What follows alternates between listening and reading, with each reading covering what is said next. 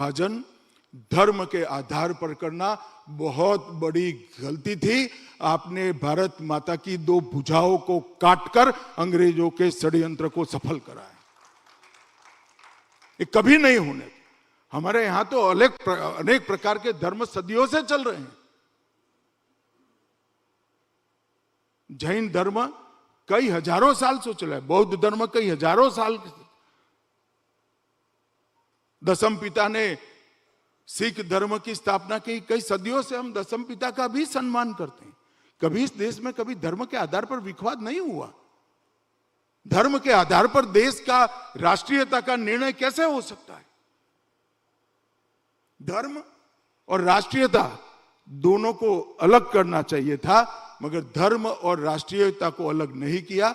इसके कारण ये सारे विवाद और विवाद खड़े हुए हैं। अगर नेहरू लियाकत समझौते का 1951 में ही पालन हो गया होता तो आज शरणार्थी और घुसपैठियों का ये जो विवाद है वो विवाद नहीं होता है। मित्रों, जब घुसपैठिए मतदाता सूची में होते हैं तो वो हमारे देश की राजनीतिक निर्णय प्रक्रिया के हिस्सेदार होते हैं। मैं देश के सभी नागरिकों को पूछना चाहता हूं इस मंच के माध्यम से, देश का प्रधानमंत्री कौन है वो तय करने का अधिकार देश के नागरिक के अलावे किसी को मिलना चाहिए क्या? राज्य का मुख्यमंत्री कौन होगा इसका अधिकार देश के नागरिकों के अलावे किसी को मिलना चाहिए क्या? तो किसकी वकीलात कर रहे हैं? देश की जनता ने उनको पूछना चाहिए। जब आप घुसपैठिए को बचाने का काम कर रहे हो, हमारे लोकतंत्र को, हमारे पवित्र संविधान की स्पिरिट को दूषित कर रहे हो। क्योंकि चुनाव ही तो जो है, जो लोकतंत्र में देश कौन चलाएगा उसका फैसला करता है। और चुनाव की प्रक्रिया में जो देश का नागरिक नहीं है उसको मताधिकार देते हो, तब मत देने का कारण राष्ट्र का हित नहीं बनता है। मुझे कौन इस देश में रहने देगा वो कारण से वोट की जाती है। और जब मत देने का कारण राष्ट्र का हित नहीं रहता है, लोकतंत्र कभी सफल नहीं हो सकता है। इसीलिए भारतीय जनता पार्टी ने डिटेक्ट, डिलीट और डिपोर्ट ये 3 सूत्रों को 50 के दशक से स्वीकार कर चले हैं। घुसपैठिए को हम डिटेक्ट भी करेंगे, हम पूरा प्रयास करेंगे कि मतदाता सूची से वो डिलीट हो जाए, और बाद में उनके देश में उनको वापस भेजने का भी हम काम करेंगे। किसी को संशय रखने की जरूरत। और मैं मानता हूं देश की जनता ने 3D के मुद्दे पर भारतीय जनता पार्टी का समर्थन करना चाहिए, क्योंकि ये 3D देश की आत्मा को बचाने के लिए है, देश की संस्कृति को बचाने के लिए है, देश के लोकतंत्र को बचाने के लिए। इस देश में भी कई करोड़ मुसलमान रहते, कई करोड़ क्रिश्चियन भाई, बौद्ध भाई, सिख भाई रहते। किसी पर किसी ने कुछ आरोप नहीं लगाया। वो भी वोट देते हैं चुनाव प्रक्रिया में, इसे उनका स्वागत है, जो मत है उसका स्वागत है। इस देश में बहुमत में हिंदू समाज रहता है, उसने सालों तक हमें सत्ता पर नहीं आने दिया। ठीक है, सत्ता पर से निकाला भी है। कई राज्यों में भी हम चुनाव आ रहे हैं। अटल जी के 6 साल की सरकार के बाद भी हम चुनाव आ रहे थे।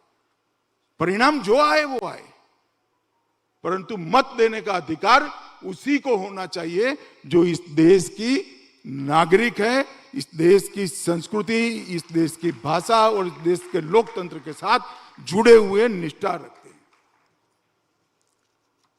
मित्रों, और ये मूल दायित्व तो हमारा संविधान ने दिया है। अनुच्छेद 326 में वयस्क मतदाता को ही अधिकार दिया है, 18 साल का। और जो हमारा 50 और 51 में अमेंडमेंट के साथ जनप्रतिनिधि पीपल्स रिप्रेजेंटेशन एक्ट बना, उसमें मतदाता पंजीकरण, चुनाव प्रक्रिया और उम्मीदवारों की पात्रता और मतदाता की पात्रता, ये इसका सटीक जांच करने का अधिकार हमारे चुनाव आयोग को दिया है। और ये एसआईआर पहली बार नहीं हो रही है। मैं समझ सकता हूं राहुल गांधी जी को तो मालूम न हो, मगर अभी भी कुछ वरिष्ठ कांग्रेसी नेता बचे हैं, उनको तो कहना चाहिए कि भाई आपने नाना ने भी कराया था, आपकी दादी ने भी कराया था, आपके पिता ने भी कराया था, काहे को विरोध कर रहे हो? वो बोलते ही नहीं है हमने कराया था। मगर मैं निश्चित रूप से मानता हूं कि ये मतदाता सूची को शुद्ध करने का काम, ये पवित्र काम है जो हमारे लोकतंत्र को शुद्धि देगा। मित्रों, फिर से मैं कहना चाहता हूं, घुसपैठिए की इतनी बड़ी संख्या कोई देश को सुरक्षित नहीं रखती। सीमावर्ती क्षेत्र की राजनीति और कानून और व्यवस्था दोनों को वो प्रभावित करे। शहरी क्षेत्रों में भी भारत के गरीब मजदूरों के अधिकार को वो छीनते हैं। जनजातीय क्षेत्रों में सांस्कृतिक आक्रमण के साथ साथ जमीन पर कब्जा करने का भी अभियान चला है और ये किसी भी प्रकार से देश के हित में नहीं है। इसीलिए इस 15 अगस्त को नरेंद्र मोदी जी ने लाल किले की प्राचीर से high powered demographic change mission बनाने की घोषणा की है। वो मिशन अनेक प्रकार के काम करेंगे। अवैध प्रवासन मतलब घुसपैठियों की जनसांख्यिकी परिवर्तनों का वैज्ञानिक मूल्यांकन भी वो डेमोग्राफिक मिशन करेगा। धार्मिक और समाज जीवन पर जो असर पड़ रहे हैं इसका भी अभ्यास करेगा। जनसांख्यिकी के बदलाव के संभवित कारणों का भी अभ्यास करेगा। असामान्य बसावट की पैटर्न और दीर्घकालीन प्रभाव जो सोसाइटी पर पड़ रहे हैं इसका भी अभ्यास करेगा। और सीमा प्रबंधन पर जो बोझ आता है इसका भी ये अध्ययन कर भारत सरकार को अपनी रिपोर्ट देंगे।